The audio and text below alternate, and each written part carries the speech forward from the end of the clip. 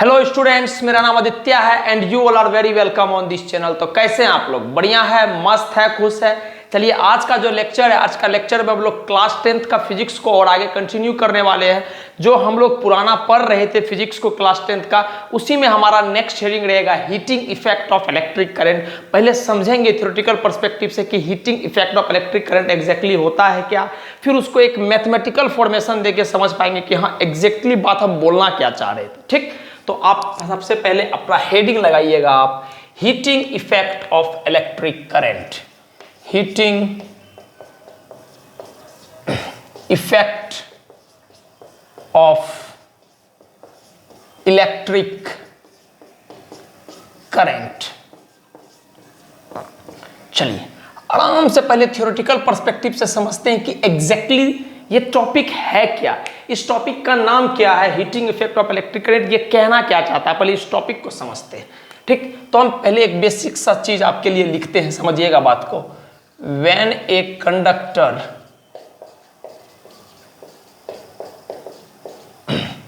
Offer resistance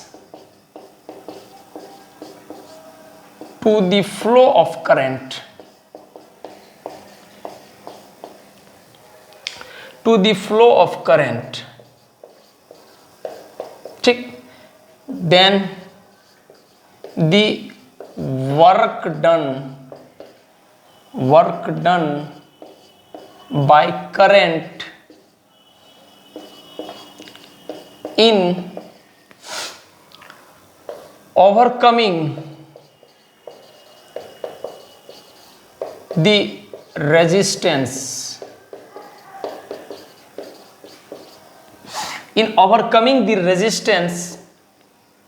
is converted into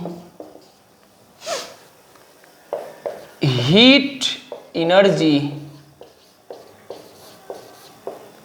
This is called the heating effect of electric current. हो सकता है आपको लग रहा होगा सर क्या लिख दिए, क्या नहीं लिखे, क्या है। हम आपको एकदम प्यार से समझाते हैं।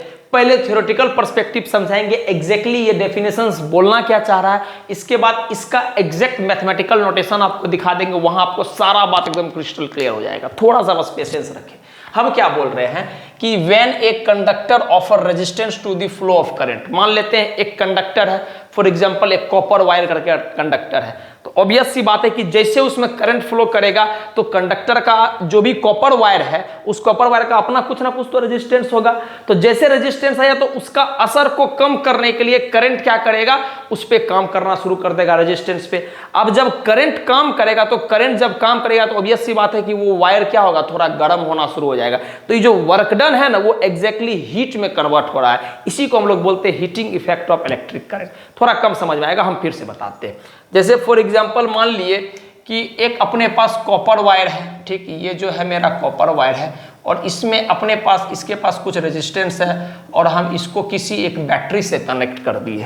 समझिएगा बात को। ये जो है बाबू, ये है कॉपर वायर, ये है हमारा कॉपर वायर, ठीक, और ये कोई एक रेजिस्टेंस है आर।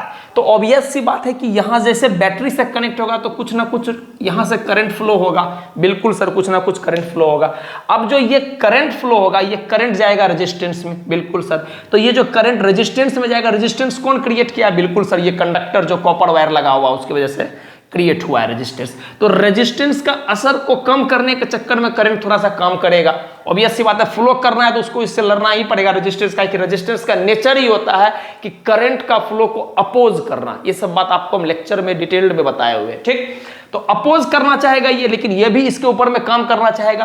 तो ये जब इसके ऊपर में काम करेगा, इस वजह से जब आप इसको टच करोगे तो आपको गर्म लगेगा, हीट लगता है। कहने का तात्पर्य है कि जो करंट काम कर रहा है वो काम किस में कन्वर्ट हो रहा है? आपको पता है कि work can be easily change into किस में, एनर्जी में। तो ये जो वर्क है वो वर्क पूरा का पूरा हीट एनर्जी रिलीज कर रहा है, एनर्जी में कन्वर्ट होकर हीट रिलीज कर रहा है। तो हीट का जो रिलीज करने का सिलसिला होता है किसके द्वारा, वर्क डन बाय करंट के द्वारा, इसी को हम लोग बोलते हैं heating effect of electric current. Class 10 perspective में बहुत ज्यादा बता दिया आपको, अगर इतना ही पता हो कि heating effect of electric current का डेफिनेशन क्या होता है तो आपका काम चल जाएगा, कोई परेशानी नहीं आएगा, ठीक। बट एक अंडरस्टैंडिंग क्रिएट करने के लिए हम आपको बोले क्या कि when a conductor offer resistance to the flow of current, जब करंट फ्लो करेगा तो कंडक्टर एक रेजिस्टेंस ऑफर कर देगा, then the work done by current, ये जो वर्क डन है वो किसके द्वारा है, करंट के द्वारा। ये जो करंट काम करेगा इस रेजिस्टेंस पे, is in overcoming the resistance, resistance को ओवरकम करने मतलब इसके अगेंस्ट लड़ने में जो काम करेगा, तो ये जो वर्क डन है इज कन्वर्टेड इनटू किसमें सर, ये हीट एनर्जी में कन्वर्ट हो जाता है। और इसी पार्टिकुलर फिनोमिना को हम लोग heating effect of electric current बोलते हैं, ठीक। अभी थोड़ा कम समझ में आएगा, हम जान रहे हैं, थोड़ा सा थ्योरेटिकल पॉइंट है, एग्जैक्ट फील नहीं हो पाता है वो चीज, लेकिन इसके बाद जो हम इसका मैथमेटिकल नोटेशन देखेंगे, मैथमेटिकल फॉर्मुलेशन देखेंगे, वहां पर आपको 100% कन्वर्ट हो जाएगा। बस एक बात ध्यान में रखिएगा, ये जो सर करंट काम किया है ना, ये काम जो है हीट के फॉर्म में रिलीज होगा, बस इतना याद रखिएगा, ठीक। तो प्लीज आप इसको नोट डाउन कर लीजिए, फिर हम इसका मैथमेटिकल नोटेशन समझते, नोट कर लीजिए please.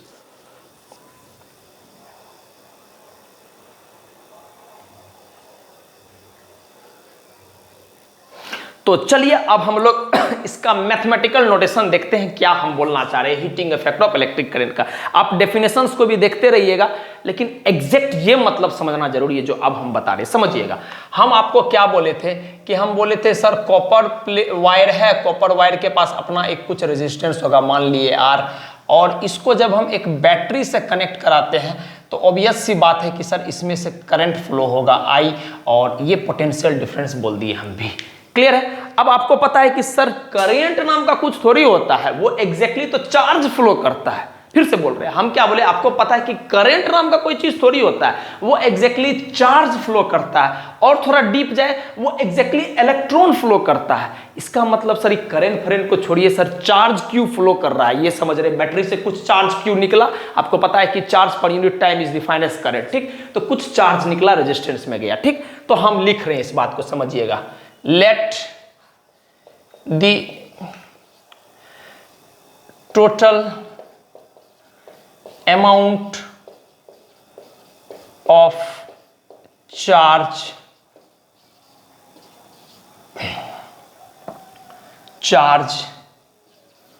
Q flow through a battery of potential difference भी। हम क्या बोले, मान लेते हैं कि Q चार्ज यहां से फ्लो किया है, करंट को अभी भूल जाओ आप, बस ये तो पढ़ाएं इसलिए लिख दिया ये डायग्राम में, Q चार्ज यहां से फ्लो किया मान लिए, ठीक। अच्छा, ऑब्वियस सी बात है कि सर अगर Q चार्ज फ्लो कर रहा होगा तो इस Q चार्ज को भी पोटेंशियल डिफरेंस में फ्लो करने में कुछ ना कुछ वर्क डन तो लगा ही लगा होगा। तो वर्क डन क्या होता है, वर्क डन होता है Q इंटू भी। अभी आप ध्यान रखिए इतना बात। तो हम क्या बोले, देन दी वर्क डन, एकदम बेसिक से आपको चीज बता रहे हैं कि पूरा अच्छा से क्लियर होना चाहिए। देन दी वर्क डन, मान लिए इसको हम capital W, then the work done of, then the work done for flowing a charge capital Q through a potential difference, short में लिख रहे P डॉट D, ठीक। पोटेंशियल डिफरेंस V इज कितना हो जाएगा सर, हमको पता है सर वर्क डन बराबर क्या हो जाएगा, Q इंटू V, पहला बात, ठीक। वर्क डन बराबर Q इंटू V, इसको हम इक्वेशन 1 मान लिए, समझिएगा बात को, इसको हम क्या मान लिए, इक्वेशन 1, ठीक। नाउ वी नो डेट, हम जानते हैं क्या कि current is equal to charge per unit time, ठीक। टी टाइम तक मान लेते हैं करंट फ्लो किया होगा, चार्ज फ्लो किया होगा, तो करंट क्या होता है, चार्ज पर यूनिट टाइम। इसको हम इक्वेशन 2 मान लिए। कोई दिक्कत? नो सर, कोई दिक्कत नहीं। चलिए हम अब क्या कर रहे हैं, समझिएगा बात। हम अब क्या कर रहे हैं, अभी इसको इक्वेशन 2 नहीं मानते, इससे एक कुछ कंक्लूजन पे और पहुंचते हैं, तब मानेंगे, ज़्यादा बढ़िया रहेगा, है ना। तो डायरेक्टली पुट करने में आसान रहेगा, ठीक। अच्छा, I बराबर Q इंटू टी, तो Q बराबर क्या हो जाएगा, I इंटू टी। सर बिल्कुल सर, Q बराबर I इंटू टी हो जाएगा। इसको इक्वेशन 2 मान लो। क्लियर है, बात समझ में आ रहा है। हम क्या बोले, I बराबर Q बाई टी, तो Q बराबर क्या हो जाएगा, I इंटू टी मान लिए। Now put equation 2 in equation 1, ठीक। इक्वेशन 2 को इक्वेशन 1 में हमको पुट करना है। थोड़ा हम देख लेते हैं कि आपको दिखाई तो दे रहा है कम से कम, हाँ बढ़िया दिखाई दे रहा है, ठीक। अब Q का वैल्यू हम उठा के रख रहे हैं इसमें, तो जैसे ही आप Q का वैल्यू उठा के रखिएगा तो Q के जगह आप क्या लिखोगे, I इंटू टी। बिल्कुल सर, Q के जगह हम लोग लिखेंगे I इंटू टी। आप देखना Q का वैल्यू यहां से उठा के यहां रख रहे हैं, तो Q के जगह क्या लिखेंगे, I इंटू टी, और ये हो जाएगा V, ठीक। आप थोड़ा सा और आगे इसको लेके बढ़ते हैं, तो क्या हो जाएगा, W बराबर आई टी भी, इसको थोड़ा अच्छा सब लोग लिख रहे हैं, W बराबर वी आई टी। क्लियर है बात, W बराबर क्या हो जाएगा, वी आई टी, ठीक। चलिए बढ़िया, अब समझिएगा बात को। अकॉर्डिंग टू ओम्स लॉ, ऐसे नहीं लिखते हैं हम, इसको ऐसे लिखते हैं, W बराबर V को क्या लिख सकते हैं, V is equal to I into R, ठीक, बराबर I इंटू टी। रीजन हम यहां पर लिखेंगे ओम्स लॉ। ओम्स लॉ जो होता है V बराबर I इंटू या R, हमको जो याद रखना होता है, सब बात आपको रिवीजन भी हो जाएगा चीज का। हम क्या बोले, W बराबर वी आई टी, V को क्या लिख रहे हैं, I इंटू आर, क्योंकि सर ओम्स लॉ के तहत V बराबर I इंटू आर लिख सकते हैं, तो V को लिख रहे हैं I इंटू आर। अब बताओ I इंटू आई क्या हो जाएगा, I स्क्वायर, उसके साथ मल्टीप्लाइड में R है, उसके साथ मल्टीप्लाई में T है, तो W बराबर क्या हो जाएगा, I square R into T. लेकिन आप थोड़ा सा याद करो, थोड़ा सा आप याद करो कि हीटिंग इफेक्ट का डेफिनेशन क्या था, कि सर करंट के द्वारा, ध्यान से देखना मेरा हाथ को, करंट के द्वारा जो वर्क डन हुआ है, फिर से बोल रहा हूं, करंट के द्वारा जो वर्क डन हुआ है रेजिस्टेंस को ओवरकम करने में, क्या बोल रहे हैं, करंट के द्वारा जो वर्क डन हुआ है रेजिस्टेंस को ओवरकम करने में, ये सारा का सारा वर्क डन हीट एनर्जी में कन्वर्ट हो जाएगा। डेफिनेशन को देखो जो लिखा है, तो इससे जस्ट पहले हीट एनर्जी में कन्वर्ट हो जाएगा। तो यहां पर हम क्या बोलेंगे, this work done is converted into heat energy, ठीक है, और हीट एनर्जी को हम कैपिटल H बोल रहे हैं, तो देयरफॉर यहां से क्या लिख सकते हैं, H बराबर I स्क्वायर R इंटू का T। तो ये जो हमको कंक्लूजन है, ये कंक्लूजन यहां से मिला, H बराबर I स्क्वायर R इंटू का टी। आई होप कि आपको बात समझ में आ रहा होगा।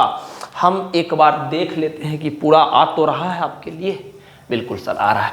तो मेरा कंक्लूजन क्या हुआ कि इतना में आपको, अगर एक तो सबसे पहला बात तो आपको ये कंक्लूजन निकालने आना चाहिए, ठीक है, ये निकालने आपको आना ही चाहिए, क्या कि पूछा जा सकता है, relation between heat and current and resistance and time पूछा जा सकता है, ठीक। अच्छा, और भी कारण है, अभी लिखेंगे समझ में आ जाएगा। दूसरा कि कम से कम ये फॉर्मूला तो आपको याद होना ही चाहिए कि सर H बराबर I square R into T होता है। क्लियर है। अच्छा, क्यों कहे कि इसको हम लोग बोलते हैं, दिस इज नॉन एज, बड़ा इंपॉर्टेंट चीज है, this is known as Joule's law of heating. इसको हम लोग जूल्स लॉ ऑफ हीटिंग बोलते हैं। वेरी इंपॉर्टेंट टर्म है, very very very important term है।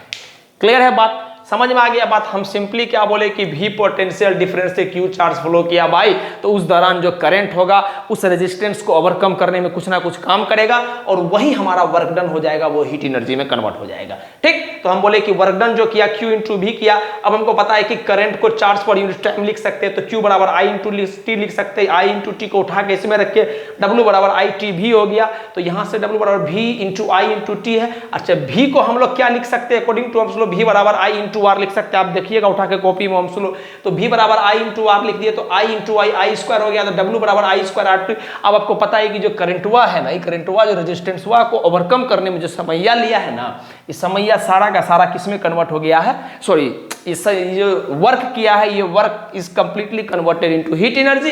तो यहां से H बराबर I square R into T, और इसी को हम लोग जूल्स लॉ ऑफ हीटिंग बोलते हैं। जूल्स लॉ ऑफ हीटिंग एक बात बोलता है, ध्यान से देखिएगा, तो जूल्स लॉ ऑफ हीटिंग बोलता है जो हीट प्रोड्यूस हुआ है ना बाबू, जो हीट प्रोड्यूस हुआ है वो डायरेक्टली प्रोपोर्शनल है स्क्वायर्स ऑफ करंट के, डायरेक्टली प्रोपोर्शनल है सिंपली रेजिस्टेंस के, और डायरेक्टली प्रोपोर्शनल है कि कितना देर तक टाइम में कितना देर तक करंट फ्लो किया। ठीक, तो और इस बात को आगे बढ़ाते हैं, फिलहाल पहले आप इसको नोट डाउन कर लीजिए please.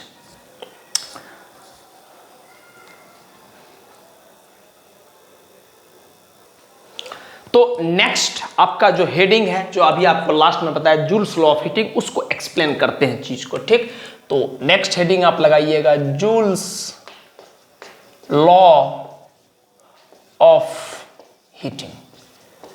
Joules law of heating, इसका डेफिनेशन तो सर आप समझ जाइए कि ब्रह्मास्त्र है 3-4 नंबर लाने के लिए, है ना। ये हर साल आता है, हर साल आता है, फिक्स है एकदम डेफिनेशन। तो लिखते हैं इसका डेफिनेशन। आपको पता है कि अभी तो लिखा ही दिए कि sir joules law of heating जो होता है वो होता है H बराबर I square R into T। ये दिमाग में सेट हो जाना चाहिए, H बराबर I square R into T क्या होता है, joules law of heating. Joules law of heating क्या होता है, H बराबर I square R into T। ठीक, तो इसमें लिखते हैं दिस लॉ इंप्लाइज डेट, ये बताता है, इंप्लाइज डेट, ठीक, ये लॉ ये बताता है क्या, डेट पहला कि हीट प्रोड्यूस्ड, इंप्लाइज दैट, ऐसे लिखिए, heat produced in a resistance, in a resistance is directly proportional to, is resistance is, आप ऐसे लिखिए आगे, पहला directly proportional to, directly proportional to, पहला current, squares of current, current नहीं, करंट का स्क्वायर्स डायरेक्टली प्रोपोर्शनल, मतलब squares directly proportional to square of current. कहने का तात्पर्य बस इतना सा है कि directly proportional to I square होता है, कौन सर, H। ठीक, ये पहला पॉइंट। हम क्या बोले कि ये लॉ ये बात इंप्लाई करता है, बताता है कि जो हीट प्रोड्यूस होता है, ध्यान से देखिएगा, जो हीट प्रोड्यूस होता है किसमें, रेजिस्टेंस में तो प्रोड्यूस होता है, उसी में तो करंट हुआ काम करता है। तो हीट जो प्रोड्यूस होता है किसमें, रेजिस्टेंस में, वो पहला बात कि directly proportional to the squares of current होता है। दूसरा बात क्या लिखेंगे, directly proportional to the resistance होता है, और तीसरा बात डायरेक्टली प्रोपोर्शनल टू टाइम होता है। तो लिखते हैं दूसरा बात, directly proportional to, directly proportional to the resistance of a conductor,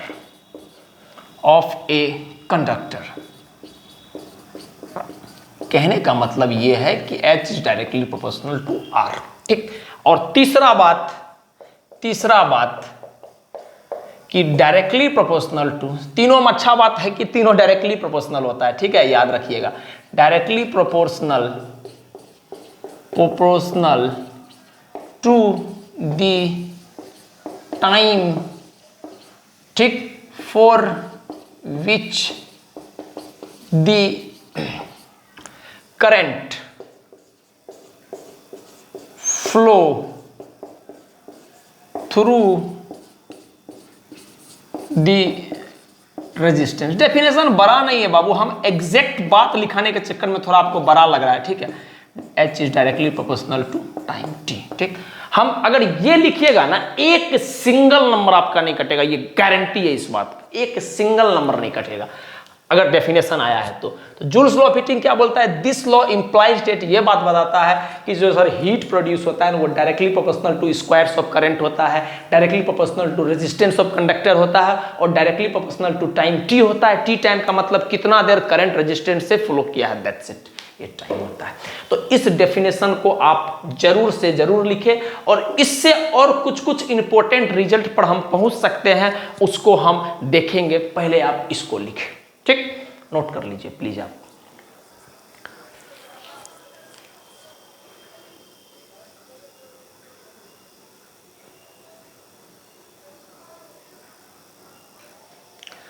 तो अब जो हमारा नेक्स्ट है वो है हमारा इंपॉर्टेंट रिजल्ट। अभी जितना कुछ पढ़े उससे क्या क्या कंक्लूजन जो अपने काम का है, अपने को याद रखना ही रखना है, ठीक। तो सबसे पहले हम लोग क्या पढ़े, समझिए बात को। सबसे पहले हम लोग पढ़े W बराबर सर VIT होता है, ठीक। आप इसको याद जरूर से जरूर रखिएगा, ठीक। अब आपको पता है कि ये W क्या होता है सर, हीट में कन्वर्ट हो जाता है और H बराबर VIT होता है, ठीक। अच्छा, अब हम ओम्स लॉ के तहत ये बात देखे थे, ध्यान दीजिएगा, ओम्स लॉ के तहत ये बात देखे थे कि V को हम लोग V बराबर I इंटू R लिख सकते हैं और जब हम इसको इसमें पुट किए तो यहाँ से इस कंक्लूजन पे आए H बराबर I square R into T, इस कंक्लूजन पे आए, ठीक। जब हम V को I इंटू R पुट किए तो इस कंक्लूजन पे आए और इसको हम लोग बोलते हैं joules law of heating, joules law of heating, ठीक। अब हम क्या कर रहे हैं, फिर से ओम्स लॉ लगा रहे हैं, ध्यान दीजिएगा, फिर से ओम्स लॉ लगा रहे हैं और ओम्स लॉ में इस बार क्या लगा रहे हैं ना, I बराबर V बाई R, ये काम कर रहे हैं। कर सकते हैं बिल्कुल सर, अगर V बराबर I इंटू R है तो I बराबर R को नीचे कर देंगे, V बटे R होगा, बिल्कुल कर सकते हैं। इस I का वैल्यू यहाँ पुट कर रहे हैं, ठीक, यहाँ पर हम करते हैं, ध्यान दीजिएगा। इस I का वैल्यू वहाँ पुट कर रहे हैं, H बराबर, ध्यान दीजिएगा क्या कर रहे हैं, इस I का जो वैल्यू है यहाँ पर पुट कर रहे हैं तो V बाई R का स्क्वायर हो जाएगा, ये I स्क्वायर का जगह है तो I की जगह V बाई R पुट किए और इसका स्क्वायर कर दिया यहाँ से, तो इंटू R इंटू T, तो ये क्या हो जाएगा, V square by R square into का R इंटू का T, एगो R से एगो R चला गया, ठीक। तो यहाँ से H बराबर आ गया V square by R into का T। क्लियर है बात यहाँ से, ठीक। तो अब हमको बस इतना बात को नोट डाउन करके एक बात लिख लेना है सर, और यहाँ हमारा टॉपिक स्वाहा हो जाएगा, खत्म हो जाएगा। क्या कि सर H बराबर, पहला बात हमको VIT याद रखना है, दूसरा बात I square R into T याद रखना है और तीसरा बात हमको लिखना है V square by R into T।